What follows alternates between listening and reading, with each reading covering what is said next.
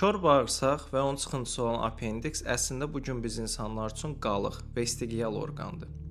Belə ki, milyon illər əvvəl bizim əcdadlarımız ot mənşəli qidalarla qidalanırdılar və bunların tərkibində selluloza çox olduğundan kör bağırsaqdakı bakteriyalar həmin sellulozanın həzm olunmasında böyük rol oynayırdı.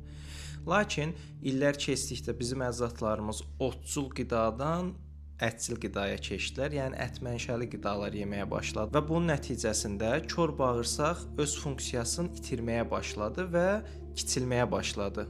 Lakin bu gün günümüzdə tam da yararsızdır demək olmaz kör bağırsaq üçün.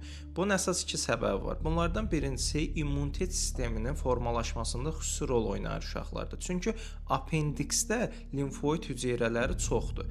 İkinci səbəbi isə ishal və yaxud xolera kimi xəstəliklər insanda baş verdikdə bağırsaqdakı bakteriyalar apendiksə yığılır və həmin xəstəlik keçdikdən sonra həmin bakteriyalar geri qayıdır. Bir növ qoruyucu anbar rolunu oynayır.